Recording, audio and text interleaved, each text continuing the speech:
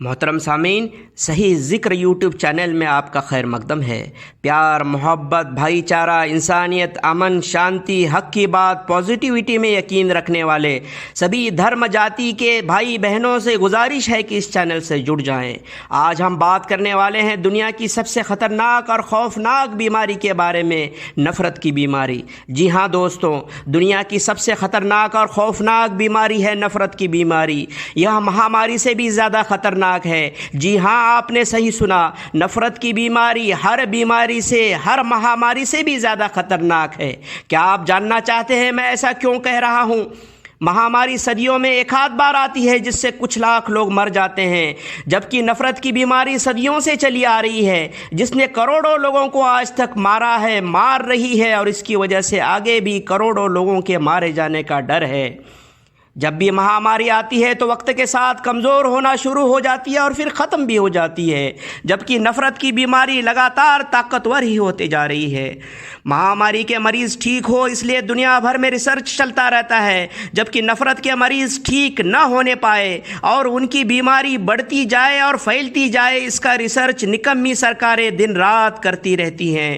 اور وہاں اس لیے کیونکہ وہ سوچتی ہیں کہ 5 سال لوگوں کے کاموں کے لیے دھوپ کی گرمی میں در در بھٹکنے سے بہتر ہے کہ 5 سال اے سی کی ٹھنڈک میں عیش کرو۔ ہو سکے اتنا دیش کے سنسادھنوں کو بیچو، دیش کو بیچو، لوگوں کا دیش کے اہم مدوں سے دھیان ہٹانے کے لیے نفرت کے مریضوں کو لوگوں پر چھوڑ دو، اور الیکشن کے پہلے کچھ ایسا نفرتی کانڈ کرو کہ لوگ اسی کے نشے میں دھت ہو کر انہیں پچھلے 5 سال کے کام کا حساب پوچھنے کے ہوش میں ہی نہ رہے، اور پھر سے انہی کو جتوائے تاکہ اگلے 5 سال دیش کے بچے ہوئے سنسادھنوں کو بیچ کر وہ اپنی آتما کو ترپت کر سکے۔ مہاماری کو ٹھیک کرنے کے مقصد سے کئی ریسرچ لیب، کلینکس اور ہاسپٹلز دن رات کام کرتے رہتے ہیں، جبکہ نفرت کی بیماری ٹھیک نہ ہونے پائے اس مقصد سے کئی یونیورسٹیز دن رات کام کرتی رہتی ہیں۔ مہاماری سے لڑنے کے لیے لوکل لیول سے لے کر عالمی سطح تک کئی لوگ، کئی ادارے اور کئی دیش کندھے سے کندھا ملا کر کھڑے ہو جاتے ہیں، جبکہ نفرت کی بیماری سے لڑنے کے لیے اگر کوئی کھڑا بھی ہوا تو یا تو اس کا ٹرانسفر دوسری دنیا میں کیا جاتا ہے تاکہ سب جھنجٹ ہی ختم ہو جائے، یا پھر کسی جھوٹے کیس میں اسے اپنی بچی ہوئی زندگی جیل کے سلاخوں کے پیچھے گزارنی پڑتی ہے، اور یہاں بھی نہ ہو سکا تو پھر اس پر اتنے جھوٹے مقدمے درج کیے جاتے ہیں کہ تمام زندگی کورٹ کچہری کے چکر کاٹتے کاٹتے اسے اتنی بھی فرصت نہ ملنے پائے کہ نہ یا نفرت کا پہلا حرف بھی بول پائے۔ ان بدنصیب لوگوں کا انجام تو دیکھو کہ جن کے حق کے لیے لڑنے کی غرض سے یہ لوگ اپنی زندگی داؤں پر لگا دیتے ہیں، وہیں جنتا ان سے اکثر کنارہ کر لیتی ہے، یہاں تک کہ انہیں پہچاننے تک سے انکار کر دیتی ہے۔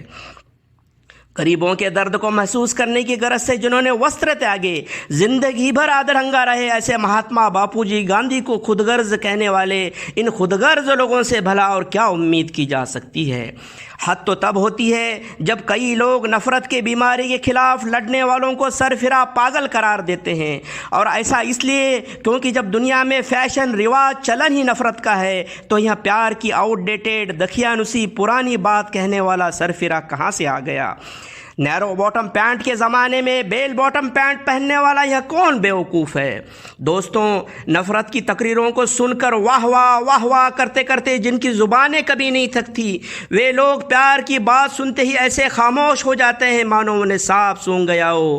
نفرت کی بات پروسنے والے چینلز کو لائن میں کھڑا رہ رہ کر سبسکرائب کرنے والوں میں سے کوئی لائن چھوڑ کر بھول بھٹک کر پیار کی بات کہنے والے چینل پر آ بھی گیا تو اس کا فری سبسکرائب بٹن دباتے وقت ایسی گہری سوچ میں پڑ جاتا ہے مانو کسی نے اس کی پوری جائیداد مانگ لی ہو۔ دوستوں، نفرت کی بات کہنے والوں کے پیچھے پوری دنیا کھڑی ہو جاتی ہے، جبکہ پیار کی بات کہنے والوں کے ساتھ ان کا سایہ بھی نہیں چلتا۔ پھر بھی یہ سرفرے کبھی چڑیا کی طرح چونچ میں پانی بھر کر جنگل کی آگ بجھانے کے دھن میں لگے رہتے ہیں، تو کبھی رات میں ریگستانی ہوا کے بیچ موم بتی جلانے کی فراق میں، اور اگر اس سے بھی کچھ نہ بنے تو خود کو ہی جلا کر اندھیرے میں تھوڑی سی روشنی پھیلانے کا دیوانہ پن کرتے رہتے ہیں۔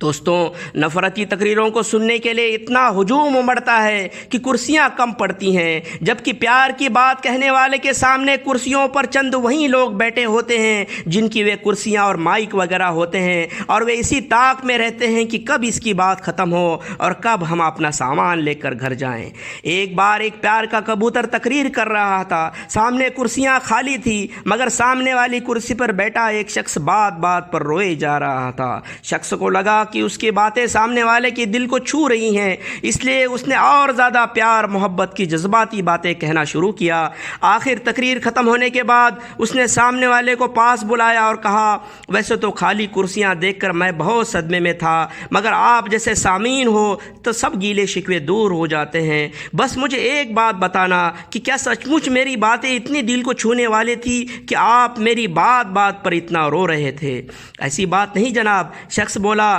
میرا ایک بکرا تھا جو کل ہی مر گیا، بہت پیارا تھا مجھے، اس کی بھی ویسی ہی داڑھی تھی جیسے کہ آپ کی ہے، اور وہ بھی ویسی ہی ہلتی تھی جیسے کہ آپ کی بات کرتے وقت ہلتی ہے۔ آپ کی ہر وقت بات کرنے پر مجھے اسی کی یاد آ رہی تھی، اس لیے میں رو رہا تھا۔ دوستو، یہاں بڑے افسوس کی بات ہے، دوستو، کوئی چاہے جتنا بھی بہتر وائز ہو، اوریٹر ہو، اگر اسے گالی گلوچ نہیں آتی، نفرت کا زہر تقریروں میں اگلنا نہیں آتا، تو اس کے جیسا بدترین وقتہ کوئی نہیں۔ اور کوئی چاہے جتنا بھی گھٹیا اوریٹر ہو، نہ اس کے پاس کوئی علم ہو، نہ کہنے کا سلیقہ اسے آتا ہو، اور جسے دیکھ کر ہی لوگ بھاگتے ہو، یا کبھی جس کی مجبوری میں تقریر سننے پڑے تو کانوں میں روئی ڈال کر لوگ جاتے ہو، وہیں شخص جب بری بری گالیاں دینا سیکھ لیتا ہے تو سب سے بہترین وقتہ کہلایا جاتا ہے، اور لوگ اسے اپنے کندھوں پر بٹھا کر جھومنے، ناچنے، گانے لگتے ہیں۔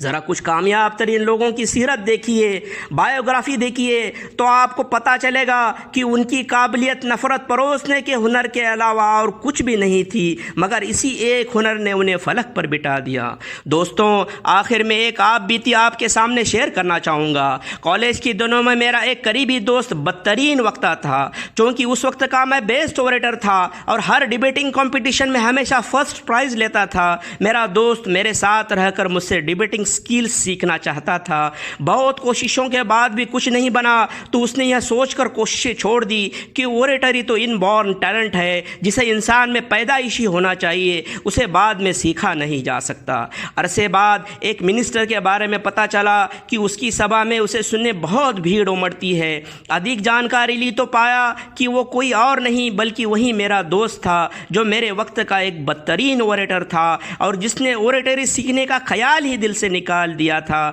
مگر پھر بعد میں اچانک سے اس نے گندی گندی گالیاں دینا کیا سیکھ لیا، وہ بہترین وقتہ بن گیا۔ پہلے جو بدترین تھا وہ بدترین سے بہترین وقتہ بن گیا۔ دوستوں، نفرت کی بیماری کے بارے میں، نفرت کے بیماروں کے بارے میں، یہ ان کی اچھائیاں اور برائیوں کے بارے میں، ان کی طاقت اور کمزوری کے بارے میں یہ کچھ بنیادی معلومات تھی، بیسک انفارمیشن تھی، جسے جاننا اس لیے بھی ضروری تھا تاکہ ہم کو پتہ تو چلے کہ ہماری لڑائی کن لوگوں سے ہے۔ نفرت کی بیماری کے خلاف صحیح ذکر چینل جنگ کا اعلان کرتا ہے۔ نفرت کے بیماروں کے خلاف یہ سیریز لگاتار آگے چلتی رہے گی، صحیح دلیلوں کے ساتھ، اوتھینٹک پروف کے ساتھ، اوتھینٹک ایویڈنس کے ساتھ۔ صحیح ذکر چینل نفرت کے مریضوں کو ٹھیک کرنے کے لیے پیار کے کلینک دنیا کے ہر کونے کونے میں کھولنا چاہتا ہے۔ آپ بھی ایسے کلینک میں چکتسک بن کر کام کرنا چاہتے ہو تو آئیے ہمارا حصہ بنیے، ہمارے چینل کو سبسکرائب کیجئے،